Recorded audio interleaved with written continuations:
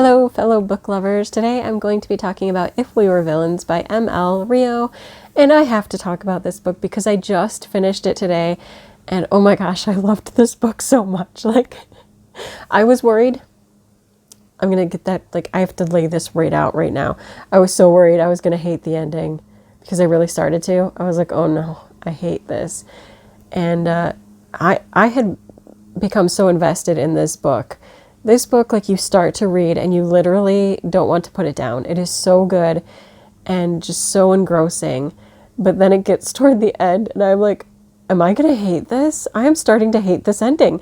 I'm going to hate this ending. Is this how it's ending? I'm going to hate it. But then they did a little flip. And I think I can say that I loved this book. I love so much about this book that I'm really excited to talk about it. So essentially this is the story of 7 friends during college. They are theater majors or drama majors. They're all actors. And because of that, this book is very Shakespeare heavy. So if you struggle with Shakespeare, you may not relate to that aspect of it. I happen to love Shakespeare. I took Shakespeare in college. My actual senior seminar was for Hamlet. But I adore drama. I adore Shakespeare. So I was all about this book. I saw Shakespeare in it and I was like, yes, I want to read a book about this group of people that, live and breathe Shakespearean drama. And yeah, they did. So we follow the main character, Oliver, and Oliver is sort of your well, at least how he sees himself is like this average Joe type of actor. He doesn't think he's the leading role actor. He's not the one getting cast in the major roles, but at the same time, he's not just side part. He does play important roles, but he's kind of just the average run-of-the-mill type guy. And we know right away that something happened during this college year because in present time, which is 10 years later, Oliver is just being released from prison. And you have to immediately wonder what the heck happened. So there's immediately this drama that is being set up. Something tragic happened or else he wouldn't end up in prison. And he has these people that are asking him to tell the full story, to really reveal what happened. So you also know that they must not believe whatever happened in court or necessarily that Oliver deserved to be serving the sentence that he served. And as he begins to tell his story, because he does, you will get flashes to the present time, and then you'll get the time where he's telling it. And so you'll see certain characters being revealed and you're like, oh, okay, so they're safe, essentially. But you're like, okay, if they're safe, what happened? And you will get that revealed as he is telling the story. So in his beginning story opening, you will learn of his 6 friends. We had Richard, who is the kind of leading man. He's the one that plays a lot of the royal kings and whatever in the Shakespearean plays. He's a big man. I think he was described as being 6'3", and he's big and muscular, and he has this deep, powerful, overwhelming voice. He also has a British accent, so he is English of some sort. I can't remember if they said exactly where he's from. Any other key things? Yeah, so he would be the lead. Next is Meredith. She is the sexy female lead. She's also Richard's girlfriend. There are definitely some scenes describing Meredith. She's that perfect sexy female lead. But she's also a great actress in bringing that forward. We have Pippa, and Pippa is also a female lead, but she can also play male. That sounds weird. She can also play male roles with great success. So she'll do a lot of roles that maybe they didn't have a male actor for, so she'll fill in. We have Alexander, and Alexander is the wild boy. So even when he gets these important roles, he brings kind of a crazed sense to the role. He's very dramatic. You have Ren, and Ren is related to Richard. I'm trying to remember if she was a cousin. I don't think she was a sister, but anyway, she's related to Richard, and she's kind of like the good girl, I guess. Not too much is said about Ren. She's pretty. She's another lead actress, but she's not like Meredith level. She's there. And lastly, we have James, and James is Oliver's roommate and best friend, and Oliver just sees him as like the be-all, end-all, perfect specimen of a human and actor. Whether or not he was, I don't know, but you will know right away that Oliver admires James and sees him as like the pinnacle. And so James will get a lot of the lead roles. That's sort of the opposite of Richard. You know, he'll be the good guy roles. Well, not that Richard plays the bad guys, but you know how Shakespeare is set up. Or if you don't, now's the time to read some Shakespeare, because you're going to need it to get into this book. So in the opening part of Oliver's tale about what happened, the 7 of them are together and they're about to be cast in Julius Caesar. And it's kind of funny, they make this bet about like who's going to be cast in which roles, because they say that it's so easy to predict. You know that Richard is going to get Julius Caesar, and that I'm trying to remember now. Did James get Brutus? I think so, because I think Alexander was Cassius. Anyway, so they all get their roles, and I'm thinking Oliver was Mark. No, he wouldn't be cast as Mark Anthony. Anyway, so they do this whole bet about who's going to get what role, and it pretty much goes exactly the way that they said it would go.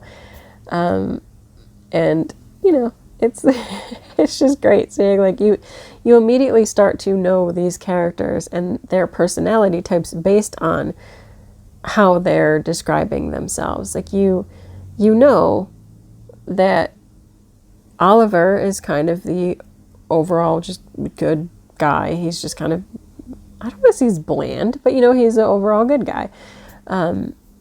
He's not really necessarily seen as having that spark that James has, and James is also seen as a good guy, but he's got like that spark to be the leading man, whereas Oliver is going to pick up like the other main side character roles. And so then bit by bit you get to know these characters as they interact. You get to know their motivations. You get to know how their relationships work within the group. You also start to get the feel for the tension, and the tension is going to build up in this book. Because you know right from the get-go that something happened, you're always looking for clues about what is it that happened. And you feel that tension build up, and you're like, oh no, are they gonna do this? Are they gonna do that? The answer's no, probably not. You have to wait for it to be revealed. It does get revealed. There is a big tragic event that happens, and it becomes a question of how these characters deal with that. And you have the mystery about what actually did happen and who is to blame for it.